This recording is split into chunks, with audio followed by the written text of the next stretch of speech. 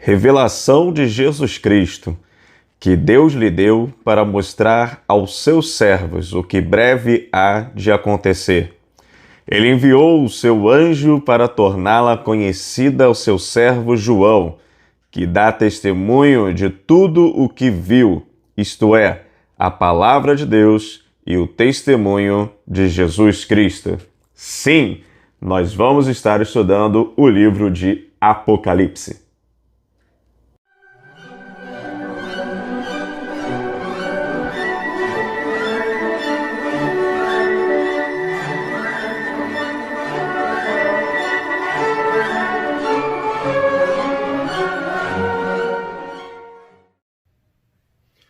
Olha, eu confesso que eu fiquei bastante relutante em começar ou não esse estudo a respeito do livro de Apocalipse, porque é um grande desafio para quem está do lado de cá, na transmissão do ensino, e também para o lado de quem está ouvindo, só devido às limitações que a videoaula nos impõe de comunicação. Mas, bom, nós tínhamos um projeto para o ano de 2020 que era estudar durante todo o primeiro semestre os profetas e depois nós estudaríamos o único livro profético do Segundo Testamento, que é o livro de Apocalipse. E, bom, quem conhecia esse projeto pediu muito, mas muito mesmo, para que eu pudesse levá-lo à frente e ministrar aulas, mesmo que seja através de vídeo, aulas sobre o livro de Apocalipse. Então nós faremos assim, nós vamos caminhar bem devagarzinho, né? Então é muito importante que, caso você tenha alguma sugestão, caso você tenha algum tipo de dúvida, caso você tenha algum tipo de colocação, que você faça ali nos comentários, para que a gente possa ter assim uma interação bem legal nesse tempo. E é claro, se você também conhece alguém que tem interesse no assunto, curiosidade, compartilhe esse vídeo com essa pessoa, compartilhe nas suas redes sociais, coloca lá o link no WhatsApp, para que a gente possa trazer mais gente para esse tipo de debate e para que a gente possa crescer juntos estudando o livro de Apocalipse, que é um livro hiper relevante, tanto para os nossos primeiros irmãos que receberam as cartas de João, das 7 igrejas da Ásia, como também para os irmãos de toda a era cristã. Então, vamos lá, vamos junto, vamos seguir junto nesse desafio e nessa caminhada sobre o livro do Apocalipse. Eu convido você a ler o texto de Apocalipse 1, verso 9. Ele diz o seguinte: Eu, João, irmão e companheiro de vocês no sofrimento, no reino e na perseverança em Jesus, estava na ilha de Patmos por causa da palavra de Deus e do testemunho de Jesus. É no final do primeiro século da nossa era, na ilha de Patmos, que temos o palco onde ocorreram as visões experimentadas pelo apóstolo João, que depois as adaptou, as organizou, e num livro que nós temos hoje chamado o livro de Apocalipse. Quando eu li os 2 primeiros versos, não foi por acaso, né? Os 2 primeiros versos na introdução dessa videoaula, porque a primeira expressão que nós temos no livro é bastante importante. Versículo 1, do capítulo 1 diz o seguinte: Revelação de Jesus Cristo. É sobre isso que o livro se propõe, o livro do Apocalipse, uma revelação a respeito de Jesus Cristo. Não é uma ênfase sobre o fim do mundo, não é um livro que vai falar sobre o fim do mundo exclusivamente, mas ele quer revelar Jesus no contexto, diga assim, Jesus e o seu lugar no contexto da história. A centralidade de Jesus na história da humanidade. Não é uma revelação do dragão, não é a revelação da besta, não é a revelação do anticristo, mas é a revelação daquele que morreu como um cordeiro e que glorificado está à destra de Deus. Essa fala inicial é para que a gente tome cuidado porque muitas vezes a gente observa que estudos de Apocalipse, as pessoas vão muito afoita de querer sair à caça desses personagens. Ah, quem é a besta? Ah, quem é o anticristo? Ah, quem é esse dragão que aparece? Bom, meus caros, todos eles são personagens essencialmente secundários no livro de Apocalipse. E ao longo do tempo, essa ênfase proposta por João de revelar Jesus Cristo e a sua centralidade na história, ela foi cedendo lugar a essas discussões menores, né? E muitos se perdem fazendo contas, né? Utilizando aqui algum texto, vai assim, o mundo deve acabar no ano tal. Quantas previsões nós já tivemos de religiosos e até alguns meio que dando uma roupagem de ciência, né? Se utilizando do livro de Apocalipse, marcaram as prováveis datas de fim de mundo, ou qual seria o destino de uma determinada nação, quem é então esse anticristo, e tentando identificar personagens históricos. Bom, como diz lá o escritor de Hebreus, no capítulo 13, versículo 8, Jesus é o mesmo ontem, hoje e o será eternamente. Por isso, ele é o centro da história. Ele é a ênfase desse livro. O livro do Apocalipse é revelação. Apocalipse significa isso, revelação. E é revelação de Jesus Cristo. E nós vamos caminhar seguindo essa proposta inicial do autor bíblico, de João, que é Cristo como centro da história. Mas nós vivemos os últimos dias, eu imagino que quem assiste um vídeo a respeito do Apocalipse tem essa pergunta na cabeça. E eu quero, na verdade, responder isso para você fazendo um caminho pela palavra de Deus que começa ali no livro de Atos, no capítulo 2, versos 17 até o 21.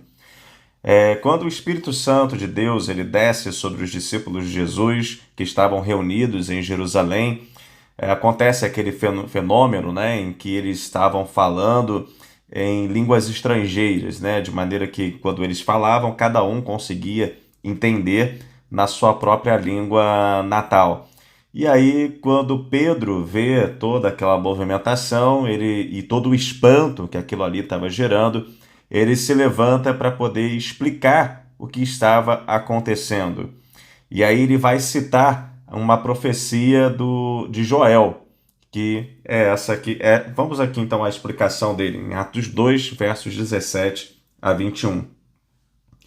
Dos últimos dias, diz Deus, derramarei o meu espírito sobre todos os povos. Os seus filhos e as suas filhas profetizarão, os jovens terão visão, os velhos terão sonho. Sobre os meus servos e as minhas servas derramarei o meu espírito. Naquele dia eles profetizarão. Mostrarei maravilhas em cima do céu, nos sinais embaixo na terra, sangue, fogo e nuvens de fumaça. O sol se tornará em trevas, a luz em sangue, antes que venha o grande e glorioso dia do Senhor. E todo aquele que invocar o nome do Senhor será salvo. Então, a primeira conclusão que a gente pode tirar quando nós lemos esse texto de Atos 2, né, e essa explicação que o apóstolo Pedro está dando, é que os últimos dias se dão, né, ou eles, na verdade, se iniciam na descida do Espírito Santo de Deus lá em Jerusalém. E aí a gente está falando de algo em torno de que aconteceu há mais ou menos 1.900 anos atrás. Então, desde a descida do Espírito Santo, nós estamos vivendo os últimos dias.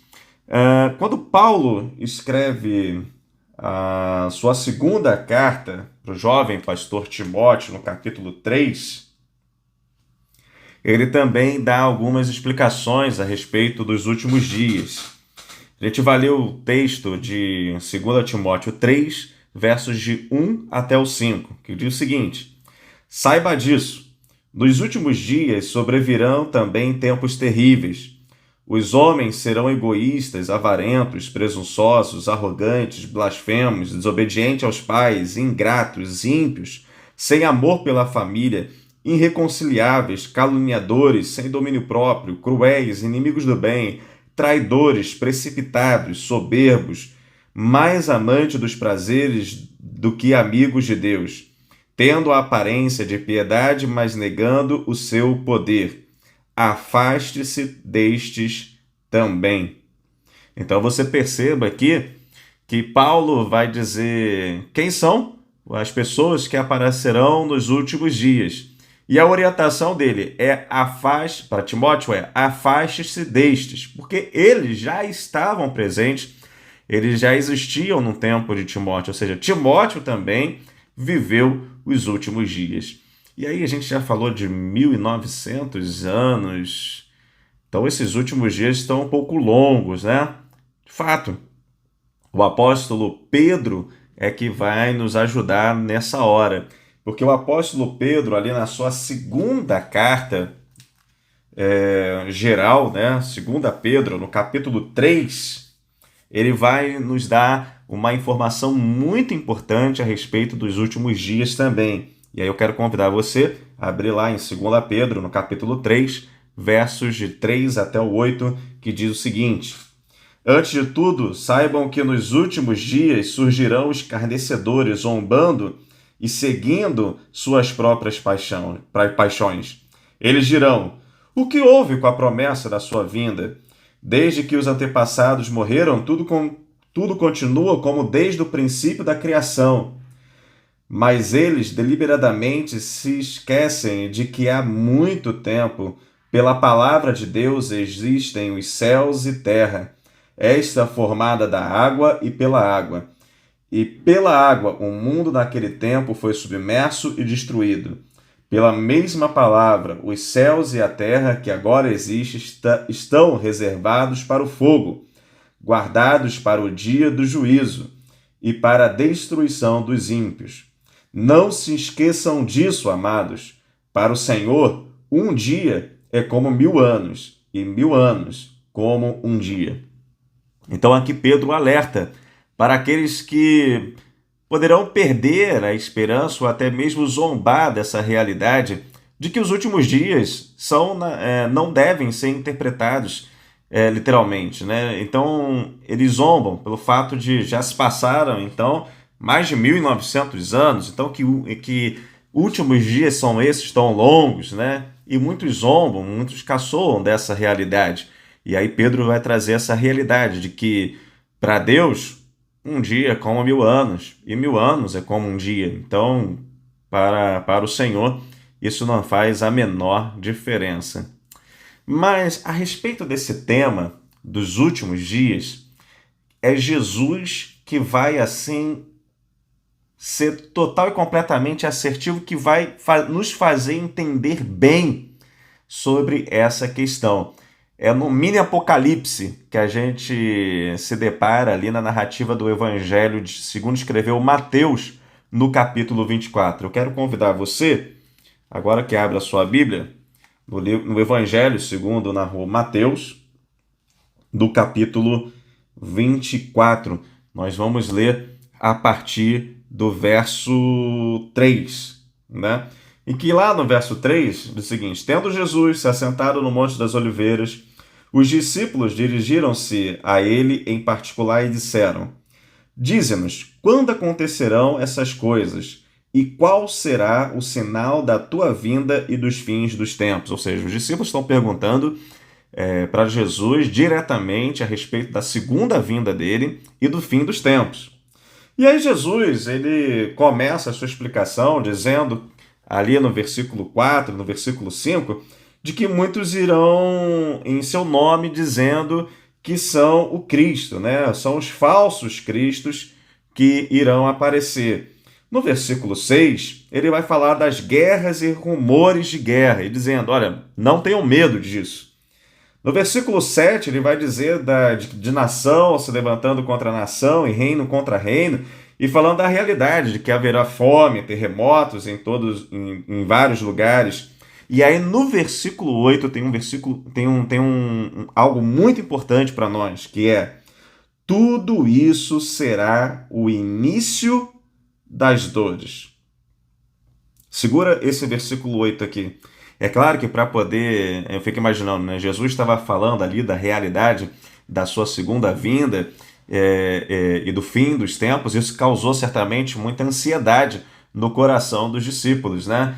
E para poder atenuar um pouco essa ansiedade, tanto no versículo 36 como no 42, Jesus faz algumas colocações que também são bastante importantes para nós hoje, quando nós vamos nos debruçar sobre esse tema, né? Que ele vai dizer o seguinte: quanto ao dia e à hora, ninguém sabe, nem os anjos do céu, nem o Filho, senão somente o Pai.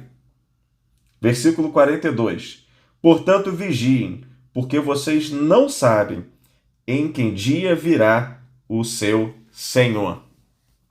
Então, olha só, tá mais calmo, né? Tá mais calmo.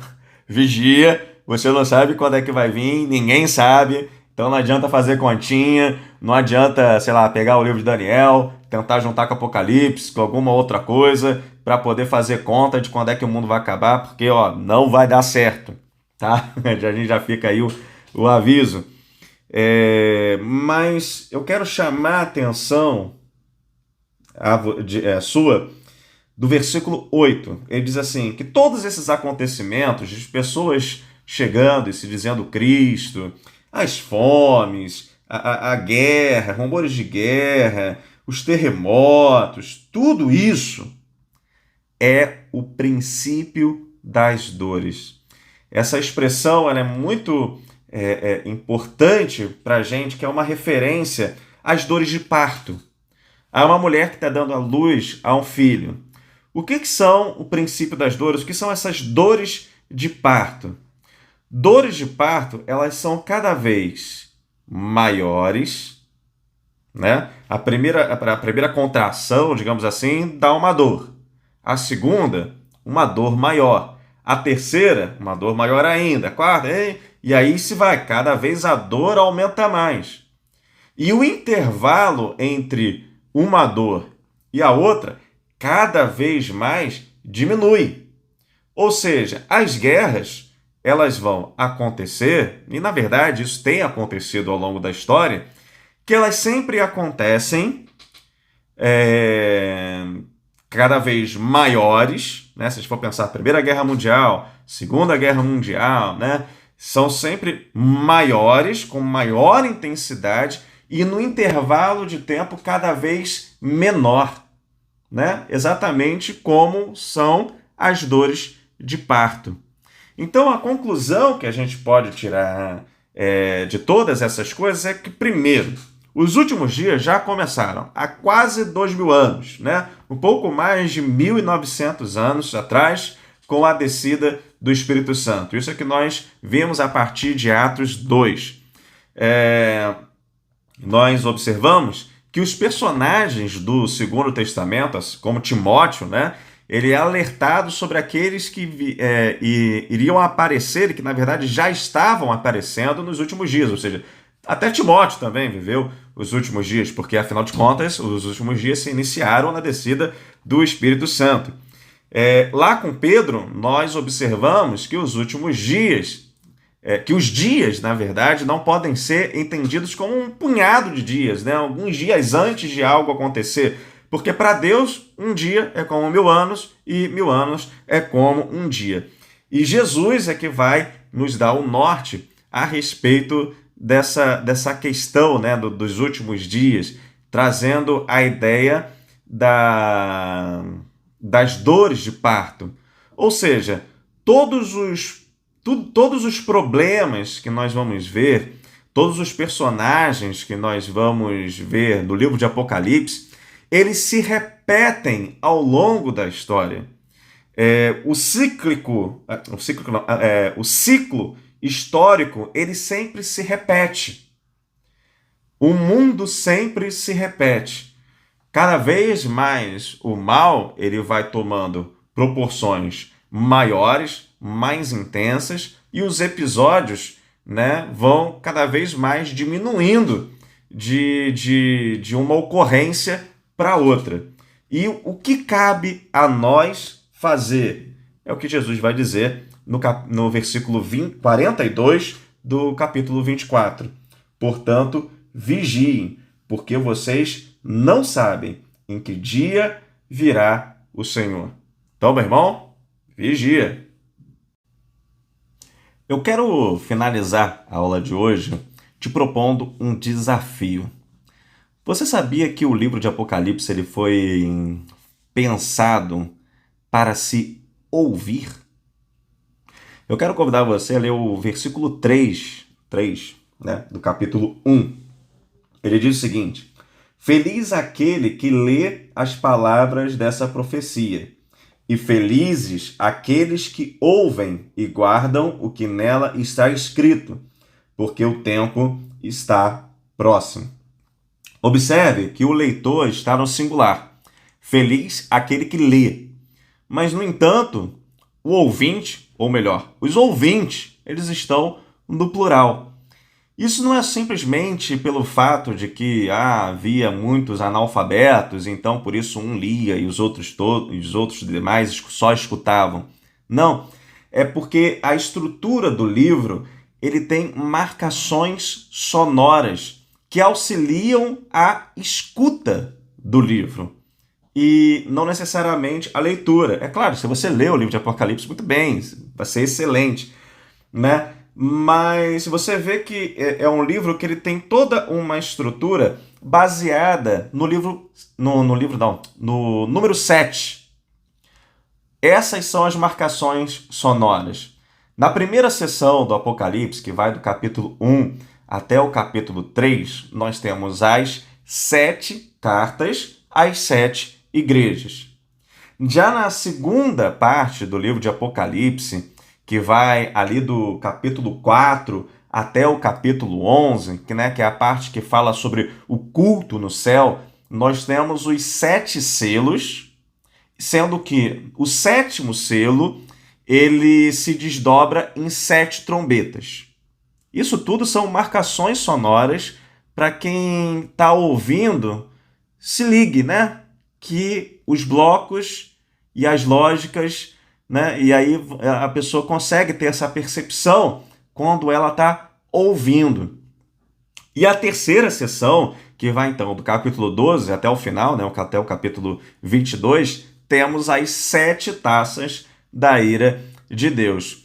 E, bom, uma dica aqui para esse desafio é que a partir do capítulo 12, o autor ele faz uma quebra cronológica.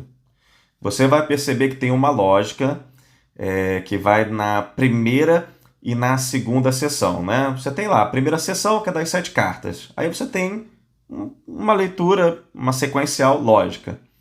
Depois você, no capítulo 4 até o 11, você vai perceber uma outra leitura, que vai falar sobre os 7 selos e as 7 trombetas. Você também vai perceber uma leitura lógica. No capítulo 12, que é essa terceira sessão, que é a sessão da guerra escatológica, ele faz um retrospecto. Tá, vou adiantar aqui. Ele vai falar do nascimento de Jesus até o final, até o novo céus e nova terra, Então você vai perceber isso e aí você vai notar todas essas coisas, você vai observar todas essas marcações. Então, por isso que o meu desafio é esse. Olha, o meu desafio não é que você leia o livro de Apocalipse, não, ele é bem diferente. Eu quero desafiar você a escutar o livro de Apocalipse.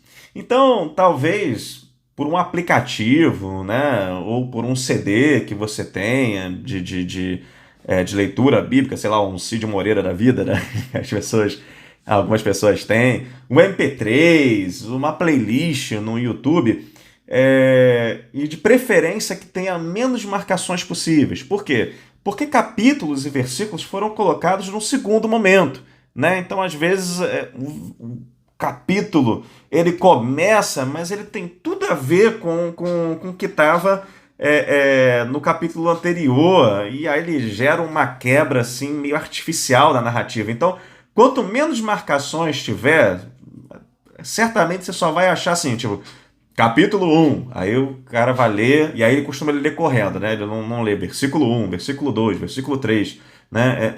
Mas procura aquele aplicativo YouVersion, né? Que muitas pessoas aqui, por exemplo, na Igreja de Vila da Penha, utilizam, né? É um aplicativo que você acha tanto na Apple Store como na Play Store. Eu indico ele, né? Ele só tem a marcação dos capítulos, infelizmente ele vai ter essa marcação. Mas ele faz uma leitura muito suave, muito fluida dos textos, né? Então eu convido você a ler, eu desafio você a ler, não, a ouvir o livro de Apocalipse, meio que experimentar aquilo que os primeiros ouvintes do livro experimentaram, né? Que foi realmente de ouvir o livro e não de ler o livro, né? E da mesma forma que esse texto, né, chegou para aquelas 7 igrejas e foi extremamente relevante e que falou ao coração desses irmãos, que esse livro também possa estar falando ao seu coração, né? E nos nossos encontros aqui semanais, nós vamos estar caminhando, destrinchando e discutindo. Então, por isso, mais uma vez, eu queria falar aqui para você que qualquer dúvida, qualquer colocação, qualquer sugestão que você tenha, que você coloque aí nos comentários, que você compartilhe também com pessoas que gostem do tema e tudo mais, para que a gente possa aí ter um crescimento muito bacana na leitura e no estudo do livro de Apocalipse, tá bom? Então, até a próxima semana e um grande abração. Deus te abençoe.